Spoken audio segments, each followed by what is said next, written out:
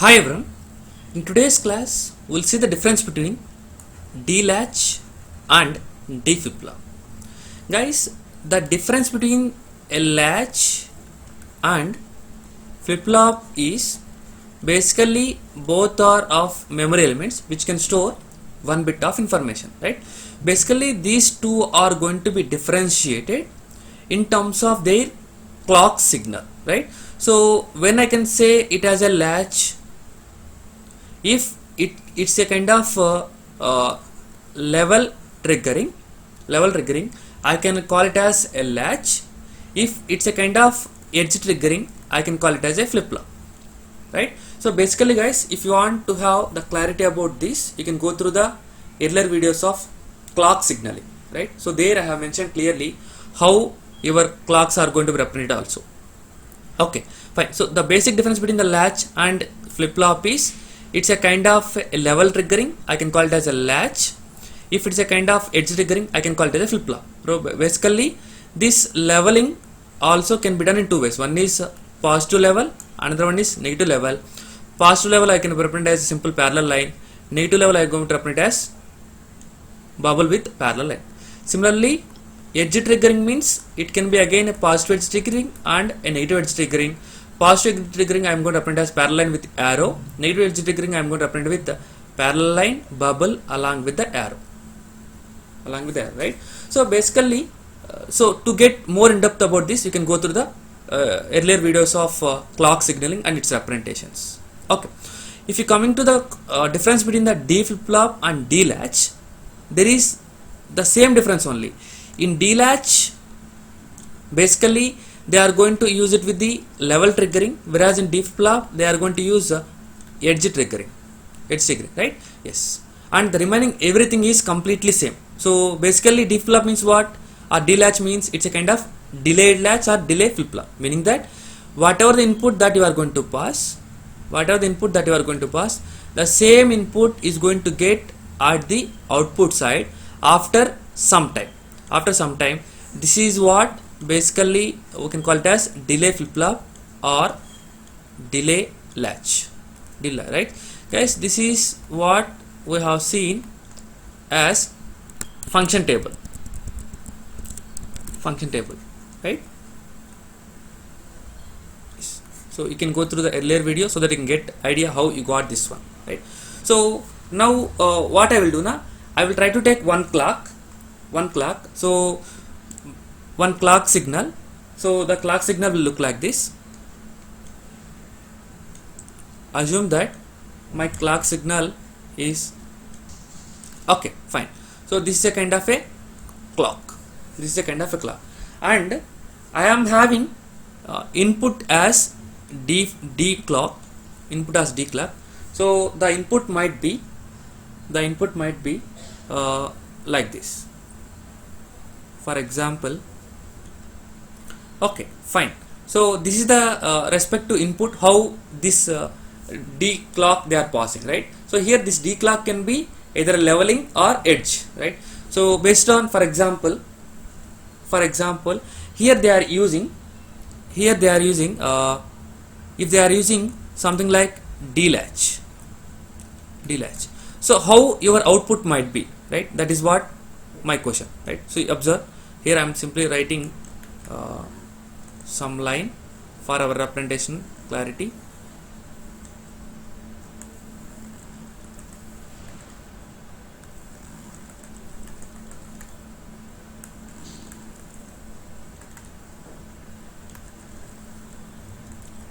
Okay, fine. Now if it is D latch, what I am saying that it can be a positive level triggering or negative level triggering. For example, I am writing the timing diagram for positive level triggering, right? So positive level triggering means they are going to be rise at the top level, they are going to be rise at this particular level. This is what I can say that a transmission mode. Guys, these terminals are introduced in the earlier videos, so you can just go through them. Okay, fine. Now my output will be like, so if I am thinking that I am present at this particular state, I am going to be like this only, because So I can be written as like q1 plus 1 qn plus 1, because right, this is a kind of latch mode. So once you are entering into transparent mode, what might be its value? So this is 1 1 0 1, sorry, it should be 0 0 1 0 1 1. This is completely 0 1, and this is completely 0, right? So now observe, when you are going to have, when you are going to be transparent mode, this is 1, this is 1, right? For 1, how it is behaving? How it is behaving? It is behaving as 1 only. It means if I am going to have 1, it is behaving as 1, so I made it as 1. As it is in transparent mode, when it is going down, you have to go with the low level. You have to go with the low level, right? Yes, done. Once we reach it to the transparent mode, ending. What about its latch mode? Whatever the data that is I am going to continue in the earlier mode, that should be continuous as usual. Now you are entering into the transparent mode. Once you enter the transparent mode, what might be the its input signal? Its input signal is 1, so I am going to be high. I am going to have, and there down it as 0. So as it is in transparent mode, I am making it as down, right? Now again transparent mode end. Now how your earlier state is down mode, so I will go with the down mode, right? Now observe, we entered into the transparent mode. Once we enter into the transparent mode, here you are going to have 0 will be as it is, and you are at the transmission mode. So as you got the input as 1, yes, it should be behave as 1, and it is changed to 0, so you have to behave it as 0. It will be like this, and you enter into the latch mode, so it will be continuous like this. So this is the timing diagram for the respective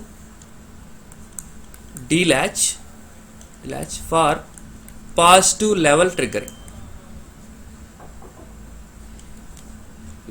right? Similarly, can we draw the diagram for latch positive edge triggering? Yes, we can do it, guys, right? Simply the point here is you need to make it like transmission mode. See, I am writing in red color, so this is what I can call it as transmission mode in positive edge triggering, right? This is what I can call it as transmission mode, and all the remaining levels, all the remaining locations, it is going to be in latch mode only, right? If I am going to write qn plus 1, for example, if I am at this particular location as low level, so as transmission mode not started, yes, I reach to here. Once I reach here, transmission mode is started. Transmission mode means what? In positive edge triggering, when it is rising from low to high, you are going to be changed. Right? Now they are changing from, right now, if you are able to observe, this input is what? 1, means it has triggered. That's triggered and done. Now transmission mode is done, and all the remaining things are transparent mode, transmission mode, except these arrow marks, right? So mean that from here to here, I am going to write in different manner. So this is what latch mode means. If I reach to here, again they are entering into the latch mode. Latch mode means what? Whatever the state that I am going to have, that will be as it is. Right? This is what latch mode. Now once you reach to latch mode, again started the transmitting mode. Transmitting mode means it is starting from low to high. Okay, when it's starting from the low to high, what might be its input? Its input is 1. When its input is 1, again it started with the same mode only, and transmission mode is done. Once the transmission mode is done, again it is going to go for latch mode. Now you attain that again transmission mode. Once you attain the transmission mode, what might be its value? Its value is 0. When its value is 0, it has to change, right? It has to change it to low. Once the transmission mode done, the remaining all the things are in latch mode. So I can go with like this, right? So this is the timing diagram for